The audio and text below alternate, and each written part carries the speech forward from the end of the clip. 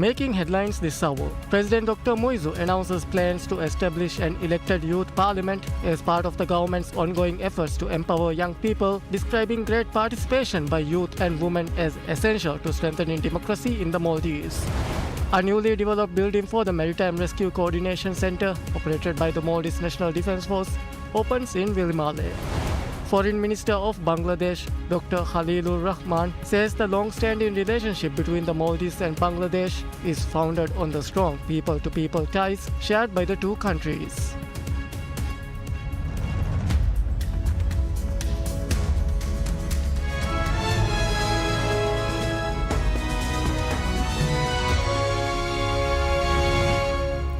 Bismillahirrahmanirrahim. Assalamu alaikum and welcome to PSM News in English with me, Idham Naim. President Dr. Mohammad Muizu announces plans to establish an elected youth parliament as part of the government's ongoing efforts to empower young people, describing greater participation by youth and women as essential to strengthening democracy in the Maldives. Speaking at the official Independence Day ceremony, President Dr. Muizu outlined several initiatives the government has decided to implement to advance the role of young people and women. He said these efforts are vital to strengthening the country's democracy. President Dr. Muizu said young people and women together make up more than two-thirds of the Maldivian population, and increasing their participation is a priority for strengthening the country's democratic and governance systems. He added that their participation is also essential to safeguarding the nation's independence for generations to come. In this regard, President Dr. Muizu announced that the government will establish a youth parliament comprising elected youth representatives. He said the government will also introduce amendments to the constitution and relevant laws to empower young people and women politically. The president said these reforms would provide young people and women with a permanent opportunity to participate in national decision-making. President Dr. Muizu also stressed that economic empowerment is a key component of the government's efforts to empower young people and women. He said economically empowering young people and women is one of his government's policies. As part of these efforts, he said the government has recently introduced a loan scheme providing microloans to more than 5,600 young people. He also noted that the government continues to provide various opportunities for young people and women as part of its efforts to expand the creative economy. President Dr. Muizu further described national service as an important initiative to nurture skilled young people who love their country and religion.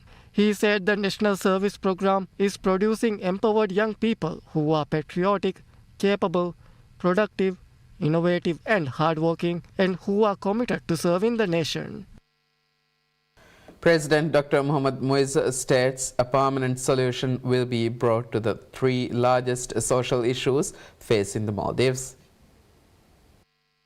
These remarks were delivered on Sunday during the official ceremony commemorating the 61st Independence Day. The president noted the most severe social challenges currently confronting the nation comprises the proliferation of narcotics, gang-related offences, and the presence of undocumented migrant workers residing unlawfully. The president observed, upon assuming leadership of the government, the state of affairs in the country was far from optimal. He stated, this precarious situation reflects the trajectory the nation has endured for many eras, during which crises involving narcotics, gang violence, and undocumented migrant workers escalated to extreme proportions. President Muizu affirmed, while no meaningful efforts yielding tangible results had previously been undertaken to resolve these systematic matters, the administration will deliver definite outcomes for these challenges. He pointed out, adequate solutions to these problems are already materializing as a direct result of amendments introduced to national laws and regulations. He added, these social policies will be implemented with unwavering resolve through collaborative efforts. A permanent solution will be achieved, the president declared. Resolving such entrenched challenges remains essential for citizens to experience true independence. A newly developed building for the Maritime Rescue Coordination Center, operated by the Maldives National Defence Force, opens in Vilimale. The facility was inaugurated by President Dr. Mohammad Muizu, the nation's president and commander-in-chief of the armed forces. Designed as the central hub, The structure coordinates operations aimed at safeguarding citizens' lives and property during dangerous maritime and aviation emergencies. Construction of this facility was financed by the Japanese government. The foundation stone was laid on the 23rd June 2022, though constructions experienced delays. Following his assumption of office, President Muizu assigned priority to expediting completion, marking a key initiative within his policy framework to enhance the MNDF Coast Guard capabilities. The interior houses a modern operations room alongside dedicated classrooms and an auditorium supporting human resource development and advanced training programs. The United Nations Office on Drugs and Crime coordinated the effort, while technological resources were supplied by Australia. The new MRCC is the proud outcome of the project for strengthening the capacities of MRCC funded through a $3.7 million grant from the government and people of Japan. MNDF officials observed that the facility will fortify civilian protection, with representatives expressing gratitude for the specialized attention President Muiz dedicated to augmenting Coast Guard capabilities. Maritime Rescue Services trace origins to the Global Maritime Distress and Safety System, whose initial center opened in Willimale in January 2006 before rebranding on the 27th July 2012. Military representatives noted over the past decade, 3,713 emergencies were reported, prompting area commands and the center to jointly conduct operations, executing successful rescues of 8,359 citizens, vessels, and property. Chief of Defence Force Major General Ibrahim Hilmi says the inauguration of the newly completed Maritime Rescue Cooperation Center for the Maldives Maritime Rescue Coordination Center for the Maldives Coast Guard marks a significant upgrade in the nation's ability to respond to maritime emergencies. Speaking during the official inauguration of the building, the Chief of Defence Force, while stressing that the vast expanse of the Maldives' territory is ocean, warned that delayed response to accidents at sea can quickly lead to loss of life and property, underscoring the critical importance of robust maritime security. The state-of-the-art MRCC, whose construction was revived this year after earlier delays, now features an operational control room, training classrooms, and an auditorium equipped for search and rescue drills and law enforcement education. The facility's modernization was made possible through funding from the Government of Japan and technical support from the United Nations Office on Drugs and Crimes. Major General Hilmi noted that the upgraded facility fulfills the Maldives National Defence Force's legal mandate to rescue people and assist vessels in distress. He thanked President Dr. Mohamed Muiz, who personally pushed for the resumption of the project, prioritizing its completion to enhance the country's search and rescue capacity. Foreign Minister of Bangladesh, Dr. Khalilur Rahman, says the long-standing relationship between the Maldives and Bangladesh is founded on the strong people-to-people ties shared by the two countries. The foreign minister made the remarks during an official meeting with Maldives' Foreign Minister Irutisham Adam while visiting the Maldives to participate in events marking the country's 61st Independence Day. The meeting held at the Ministry of Foreign Affairs began with Foreign Minister Irutisham welcoming Minister Dr. Khalilur Rahman and thanking him for accepting the government's invitation to attend the Independence Day celebrations as its special guest. During the meeting, the two ministers discussed the close bilateral relationship between the Maldives and Bangladesh. Minister Dr. Khalilur Rahman noted that the strong people-to-people ties between the two countries form the main foundation of their long-standing relationship, while both sides agreed to continue working together to further strengthen those close ties. The minister also discussed ways to strengthen existing bilateral relations and expand cooperation into additional areas. These additional areas include healthcare, education, trade and investment, tourism, labor, and human resource development. They further exchanged views on enhancing cooperation at the regional and international levels and discussed opportunities to strengthen collaboration in other areas of mutual interest. Both ministers reaffirmed their commitment to continuing cooperation in these areas. During the meeting, Minister Dr. Halilur Rahman announced that the government of Bangladesh would donate 300 kilograms of Kirsapat mangoes to the Maldivian government as a symbol of the close friendship and strong partnership between the two countries. He also announced Bangladesh's donation of 20,000 tree saplings in support of the Maldives' 5 million trees program. Minister Irutisham thanked the government of Maldives for the donation and said the visit, held in conjunction with the Maldives' 61st Independence Day celebrations, reflected the close partnership between the two countries. She said the visit had provided fresh momentum for expanding bilateral relations and would pave the way for the close relationship between the Maldives and Bangladesh to reach new heights. She also expressed confidence that it would lead to future-oriented cooperation that would benefit the people of both countries. Bangladesh donates 20,000 trees to the Maldives.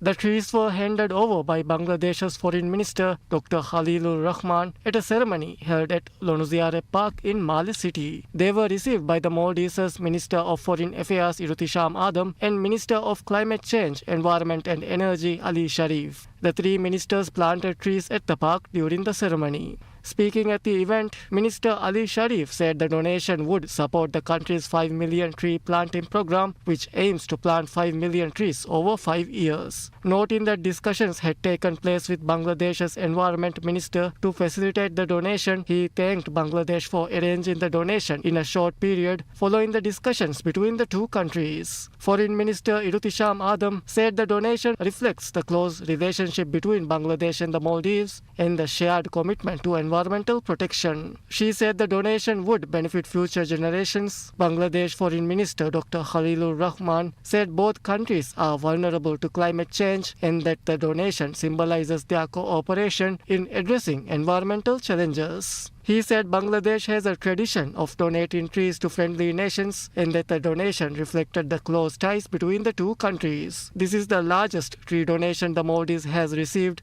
from a foreign country to date. The largest previous donation was 1,000 trees donated by Sri Lanka. The donation consists of 3 types of trees, including trees that provide shade, flowering trees, and fruit trees. The Maldives Industrial Fisheries Company Limited, MIFCO, announces that it has begun selling ice to fishermen in Kandoigiri. According to MIFCO, the ice plant has a production capacity of 25 tons of ice per day and was established to address the challenges fishermen in the region face in obtaining ice. As part of efforts to expand and strengthen MIFCO's operations in Kandoigiri, the company also opened its dried fish processing facility on the island earlier this month. MIFCO said the facility has the capacity to process 3 tons of fish per day. In addition to receiving raw fish and preparing cooked fish products, the facility will also carry out fish flake production and packaging. The company said its objective is to further expand operations in Kandoigiri. MIFCO added that operations on the island will be expanded further in the future with additional facilities. To address difficulties faced by fishermen in accessing ice, the government is also continuing efforts to establish ice plants in different parts of the country. In addition to the ice plants, the government is establishing cold storage facilities across the Maldives. The country's current cold storage capacity stands at 9,500 metric tons, and the government aims to increase this to 25,000 tons. Work is currently underway to establish cold storage facilities on 4 islands as part of the effort.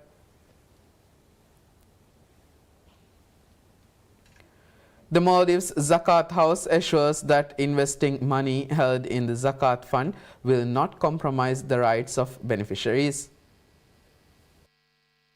The assurance follows the introduction of new regulations governing the management of the Zakat Fund, which came into force in March of this year. The regulation allows money held in the fund to be invested with the aim of increasing the amount available for distribution to eligible Zakat recipients and other approved purposes. Speaking on PSM News' Rajya Miyadu program, Director General of the Zakat House, Sheikh Imtitah Abbas, said all investments would be carried out in accordance with Islamic Sharia and under strict conditions. He stressed that the Zakat fund belongs to the needy and that any investment would be made without diminishing their right in any way. The Zakat House has already begun implementing investment projects through the fund. These include the development of the Darul Salam Waqf building on a 20,000 square foot plot in Hurumale and the Darul Argam project on the 2,000 square foot site in Male City. Under the Zakat Fund Management Regulation, the fund consists of money collected from Zakat al-Mal and Zakat al-Fitr, as well as income generated from investments made through the fund. Responsibility for managing the fund rests with the Maldives Zakat House under the Zakat Act. The regulation states that investments may only be undertaken to increase the amount available for distribution to Zakat beneficiaries and other approved purposes. Before any investment is made, the advice of the Fund's Advisory Committee must be obtained. It also specifies that investments must be carried out by the Maldives Zakat House. Where investments are undertaken jointly with other parties, they may only involve government funds or state-owned institutions operating in compliance with Islamic Sharia. The Zakat House is also required to monitor all investments made under the fund in accordance with the regulation. The regulation further requires the Zakat Fund to be audited annually, with the audit submitted by the Auditor General to the Parliament. In addition, an annual report on the management of the fund must be prepared and submitted to the President and the Parliament within 3 months of the end of each calendar year.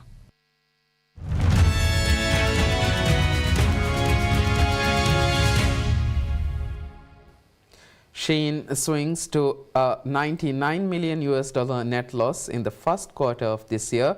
The draft Hong Kong listing prospectus of the online fast fashion retailer showed as its sales took a hit from the Trump administration's removal of the de minimis duty-free policy. The filing lays the groundwork for investor roadshows and official book building of its much-awaited global offering. The Singapore-headquartered company, which was founded in China, did not disclose the size of the Hong Kong share sale, the offer price, the listing timetable, or expected proceeds from the offering in the draft prospectus. Shein won approval from the China Securities Regulatory Commission (CSRC) for its Hong Kong listing on the July 10th, clearing the way for a listing after failed attempts in New York and London.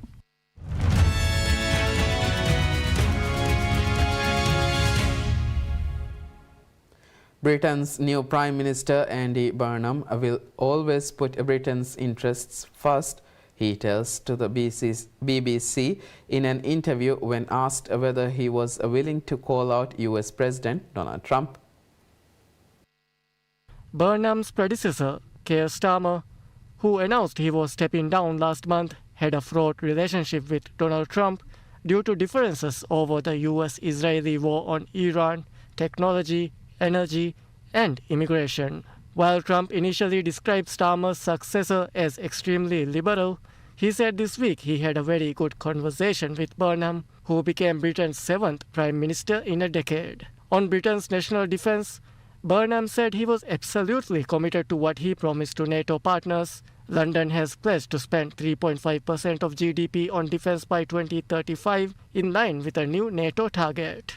Well, I've had one phone call, and it was a good exchange. I always will judge people as I find them. I've lived my whole life by that, and I found him to be really warm on Monday. But obviously, we will continue to build a relationship as we go forward.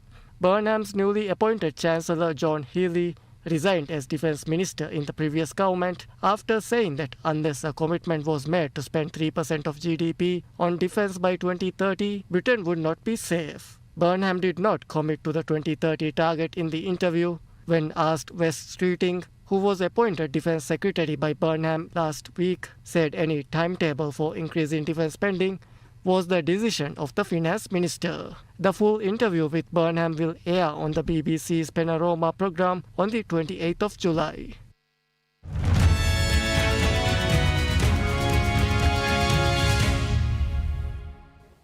Lucas Herbert made a record-setting score to win the Live Golf United Kingdom Championship. Entering the final round at 20 under with a 3-stroke lead over Brian DeChambeau, the Australian hauled 10 birdies for a final round 62 and a 30 under par 258 for the 4-day event. That gave him a 6-stroke victory over England's Tyrrell Hatton, who turned in a 63. DeChambeau closed with a 68 to finish 21 under par and in third place at JCB Golf and Country Club in Rochester, Staffordshire. Herbert's dominance this week, his 62 was preceded by rounds of 61, 66 and 69, led Ripple's GC to a 52 under finish, 4 strokes ahead of captain Jon Rahm's Legend 15. The 30 under finish by Herbert marked the lowest in LIV history. This was his second individual victory of the season after winning LIV Golf Virginia in May, and he also set the league record for most birdies in a tournament with 30. His combination of 32 birdies and eagles in a tournament also broke a LIV record. Herbert said confidence in his game grew after his strong finish in the Open Championship last week at Royal Birkdale, where he finished 4 shots behind winner Ryan Fox and tied for 6th. Australian Cameron Smith shot a 69 on Sunday to finish in 4th at 17 under, while Mexico's Abraham Ancer and Caleb Surratt shared 5th at 14 under. Championship leader Rahm could only manage a tied 23rd after a difficult week, which with a 70 on Sunday to finish 4 under.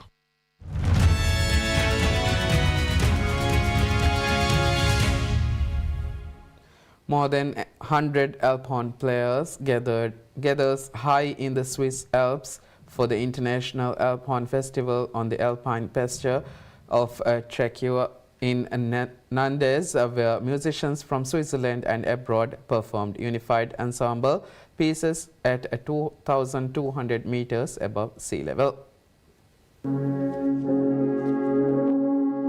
The annual event brings together around 100 Alphorn players for its unique competition and its ensemble performances, offering spectators a glimpse into Swiss folklore and traditions. Organizers describe the festival as a major celebration of Swiss culture, featuring dancers, yodelers, bell ringers, whip crackers and flag wavers, as well as a parade with floats and cattle, and an arts and craft market with more than 20 exhibitors. Another French participant, Olivier Briswelle, said the instrument is more often played in towns, villages or halls than in the mountains, making the outdoor performance in its natural setting especially rewarding. Patricia Monori, an Alphorn player from Nandes, said the gathering remained a special occasion despite having attended for years. Originally used to communicate from one valley to another, the Alphorn once again echoed through the mountains as more than 100 players performed together. For Philippe Chevalier of Custard, the appeal lies in the freedom of interpretation.